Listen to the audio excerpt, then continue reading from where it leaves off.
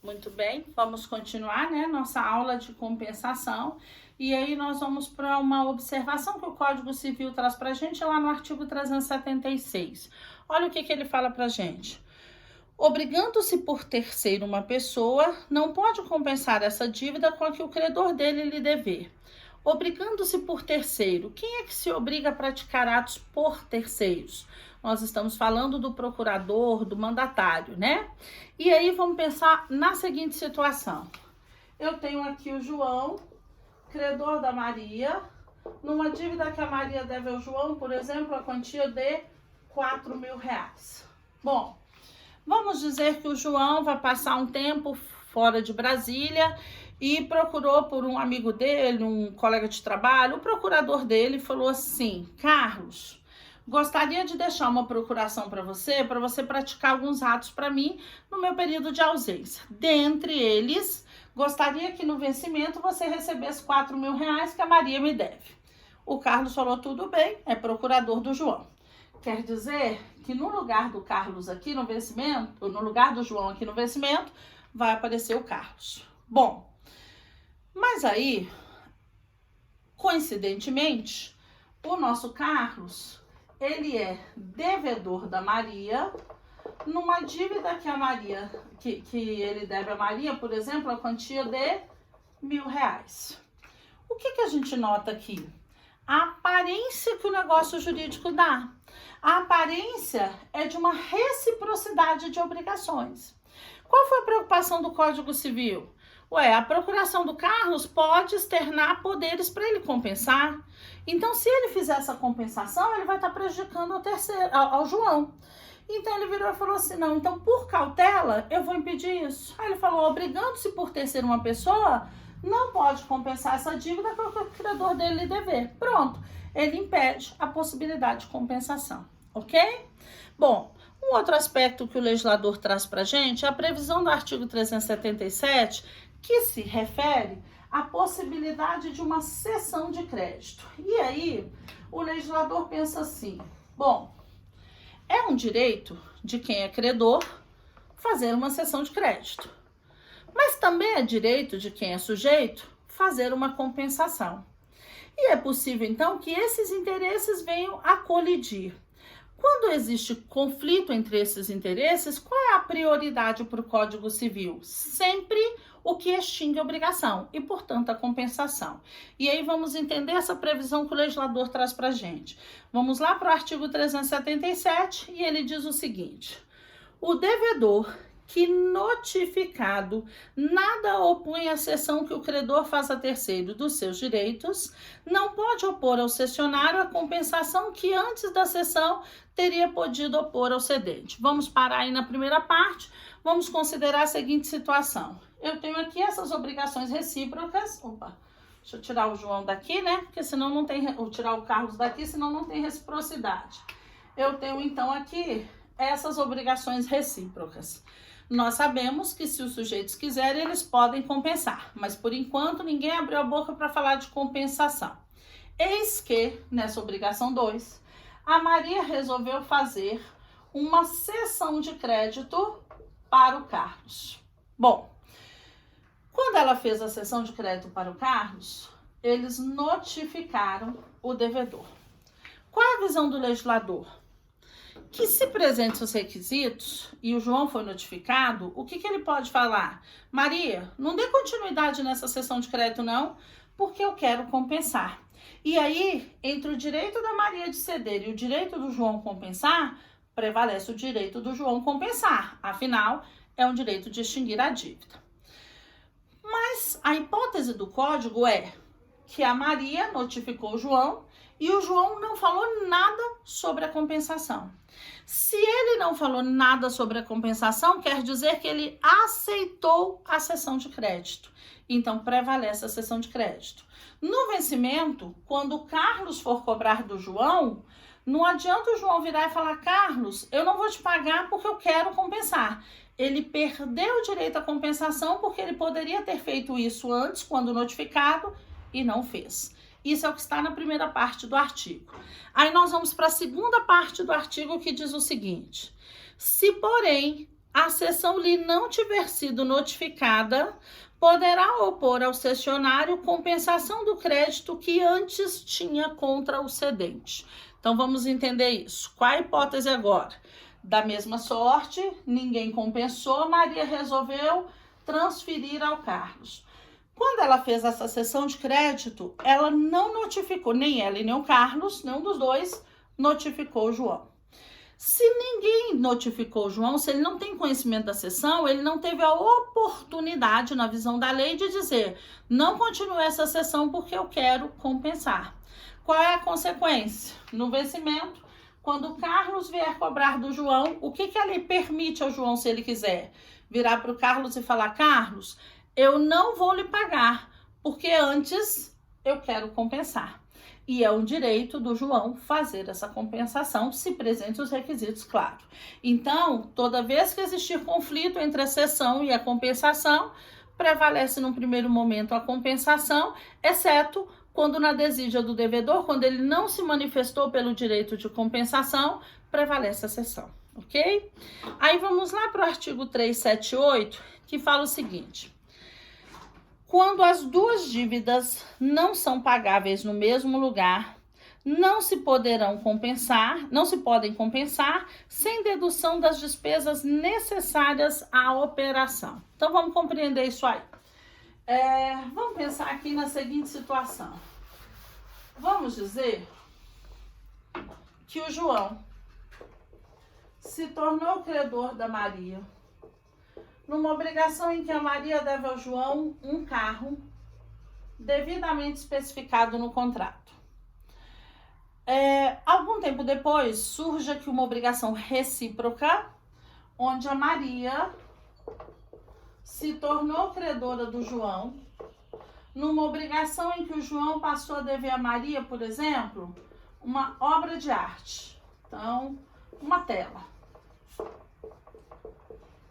Pronto. São duas obrigações recíprocas que não possuem fungibilidade. Mas aí vamos lá. Em que pese não haver fungibilidade, se os sujeitos quiserem, como nós vimos, eles podem compensar, porque a compensação aqui seria convencional, e na convencional a gente pode afastar, né, a possibilidade, o rigor da fungibilidade. E aí, Maria propôs ao João, o João acordou, falou: então tá, então vamos compensar. Então eles vão abater o carro na tela, na obra de arte. Quer dizer que Maria não entrega carro para o João, João não entrega a obra de arte para Maria. Só que o que o legislador falou? Tudo bem, essa compensação ela pode acontecer, mas se existir aqui alguma despesa necessária à operação, ela tem que ser abatida antes. Então, vou citar um exemplo. Vamos dizer que nessa obrigação 2 aqui, existia, previsto no contrato, uma despesa de frete. Frete esse que seria pago, por exemplo, pelo João, devedor. Só que agora, o frete era para que fosse realizada a tradição, a entrega. Só que agora não vai ter necessidade de uso desse frete, porque afinal vão abater uma coisa na outra, então não vai ter ato de entrega. Mas esse frete já foi assumido por alguém. Se ele foi assumido, se ele já foi pago, o que o legislador está dizendo? Para evitar prejuízo, então abate-se primeiro as despesas necessárias à operação, depois você compensa. Então eles vão verificar como é que vai ficar esse frete. O João não vai ficar nesse prejuízo, Maria vai ressarci-lo, eles vão abater, eles vão dividir. Primeiro verifica-se isso para depois fazer a compensação, ok? Bom, aí vem o artigo 379, que fala o seguinte: sendo a mesma pessoa obrigada por várias dívidas compensáveis, serão observadas no compensá-las as regras estabelecidas quanto à imputação do pagamento. Opa, tem um instituto aqui que nós ainda não vimos, que é uma das formas de extinção das obrigações, que é a imputação do pagamento.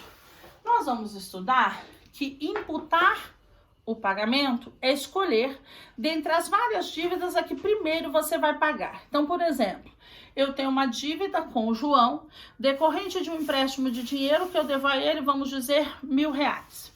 Algum tempo depois, eu fiz um segundo empréstimo com o João, em que eu devo a ele R$2.000. Bom, então eu devo ao todo R$3.000. Hoje, eu tenho em mãos R$1.000. Qual a visão da lei? Com R$1.000 eu consigo abater, quitar essa dívida, ou com R$1.000 eu consigo abater 1.000 na de 2.000. O que o legislador então estabeleceu? Que eu vou imputar o pagamento, escolher qual das dívidas a que primeiro vai ser paga. Só que, quando a gente fala dessa imputação, o legislador estabeleceu uma regra geral. Qual é a regra geral? Ele falou o seguinte: você vai pagar primeiro as dívidas mais antigas. Por que as mais antigas? Porque normalmente são as mais caras, estão correndo juros há mais tempo. Então, paga-se primeiro a dívida mais antiga. Na hipótese de não ter antiguidade, delas terem vencimento na mesma data, paga-se a dívida mais onerosa.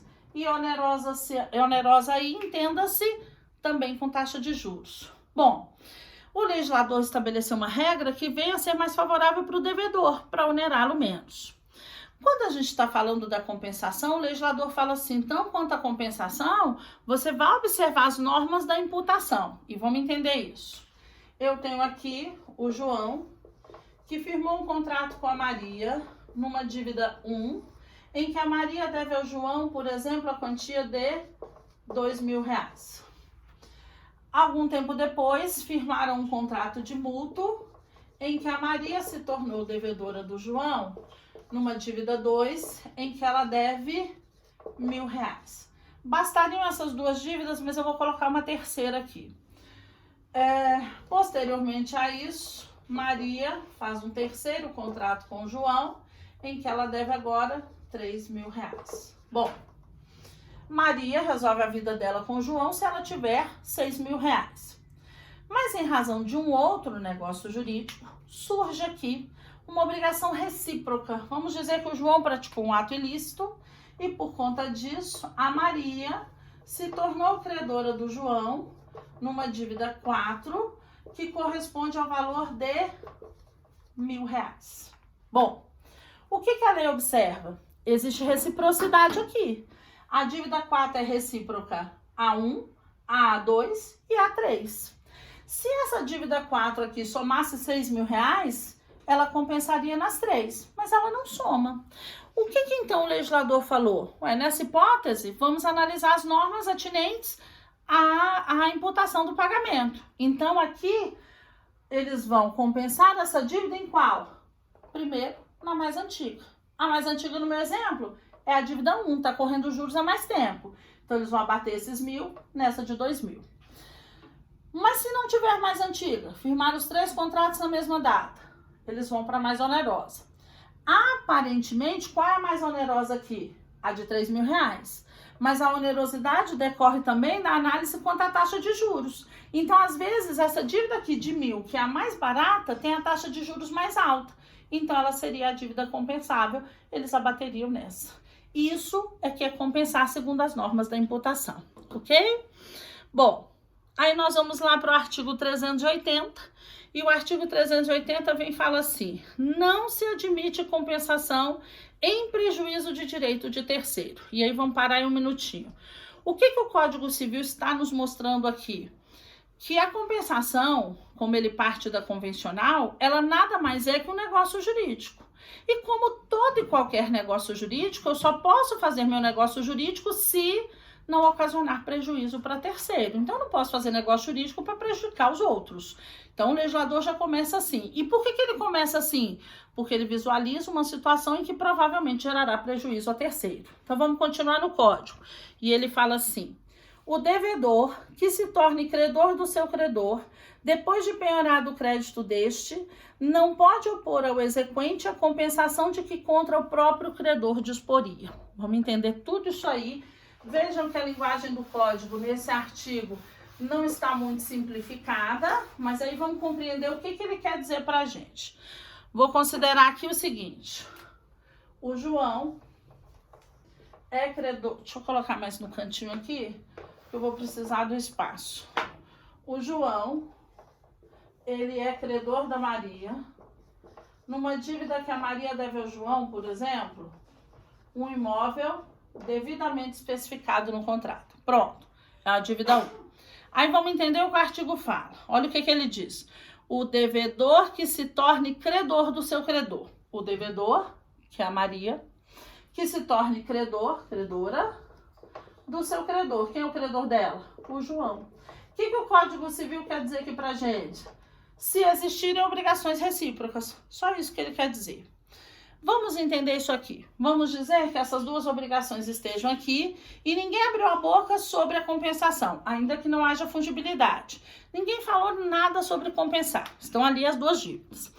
Eis que numa situação distinta dessa, surge aqui um terceiro, aquelas relações, que é o Carlos, e o Carlos é o credor do João. Nosso João, que ali é sujeito das obrigações recíprocas, aqui ele é devedor. Ele é devedor aqui de uma quantia Y, numa dívida que está vencida e não paga, e o Carlos foi lá na justiça e propôs a ação de execução. Por que eu estou afirmando que é uma ação de execução? Porque a lei fala em exequente. Quem é exequente? É o autor da ação de execução. Então, aqui, o Carlos é o nosso exequente. Bom, Carlos propôs a ação, João foi citado para pagar ou nomear bens à penhora, não pagou, não nomeou bens à penhora. O juiz voltou o processo para o Carlos e falou: Carlos, indique bens do João passíveis de penhora. Inicialmente, o Carlos achou um bem de família, não vai mexer com ele porque não pode penhorar. Continuou em diligência.